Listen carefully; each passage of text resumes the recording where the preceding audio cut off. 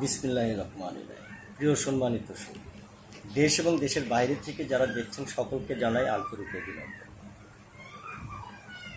যদিও মিডিয়ায় বেশ কিছুদিন যাবৎ বিশেষ করে নির্বাচনের পরবর্তী সময়ে আসা হয়নি এবং কথা বলা হয়নি, কিন্তু একটি বিষয় আজকে আমার কাছে কেমন যেন একটি খটকা লেগেছে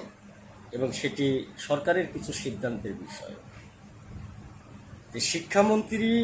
সিদ্ধান্ত নিয়েছেন এবং তিনি ইতিমধ্যে ঘোষণা দিয়েছেন, অনলাইন প্ল্যাটফর্ম তিনি চালু করেছেন যে কিছু ক্লাস হবে অনলাইনে এবং ক্লাস হবে অফ টাইম মানে এরকম একটি বিষয় দিয়ে আর কি, যে বিষয়গুলো নিয়ে আমি হরহামেশাই আর কি এখন সোশ্যাল মিডিয়ায় আলোচনাগুলো দিয়েছি। এখানে একটি বিষয় চলে আসে যেটি বিশেষ করে যে শিক্ষামন্ত্রী আসলে কোথা থেকে তিনি কিভাবে লেখাপড়া করেছেন এবং কি তার চিন্তা ভাবনা, সেটি হয়তো আসলে একটি উচ্চমানের হবে। কেননা তিনি যদি দেশের বাইরে থেকে লেখাপড়া করে থাকেন তাহলে তার চিন্তার সাথে এবং চিন্তা নিয়ে আমাদের কোনো আলোচনা নেই এবং কথা নেই। কিন্তু যেহেতু এটি বাংলাদেশ এবং এখানে দেশের মানুষ কত প্রকার এবং কী কীভাবে তারা জীবনযাপন করে এবং তিনি যে অনলাইন ক্লাসটি চালু করবেন এবং সেই ক্লাসটি আসলে বিশেষ করে বাংলাদেশের যারা নিম্ন মধ্যবিত্ত এবং উচ্চ মধ্যবিত্ত যারা রয়েছেন তাদের মধ্য থেকে আসলে কত ভাগ মানুষ সেই জায়গায় অ্যাটেন্ড করতে পারবে, সেই বিষয়গুলো যদি সরকার চিন্তা ভাবনা এবং সেই ধারণা না নিয়ে যদি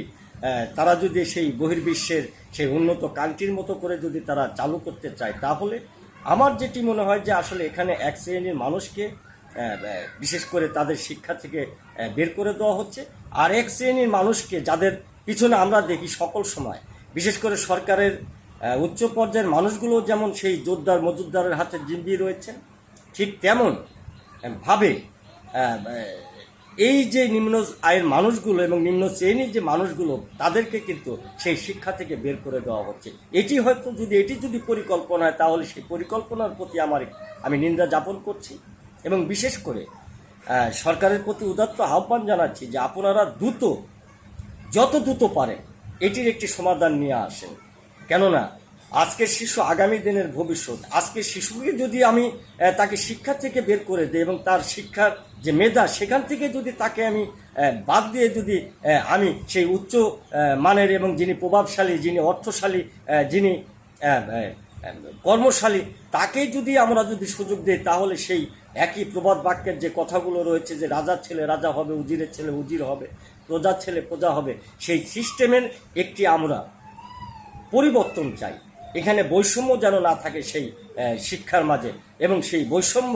কারণে যে আমরা 2024-এ যে গণ অভ্যুত্থান করলাম এবং যে গণ অভ্যুত্থানের মধ্য দিয়ে আমরা হাজার হাজার সন্তানকে আমরা হারিয়েছি এবং আগামীতে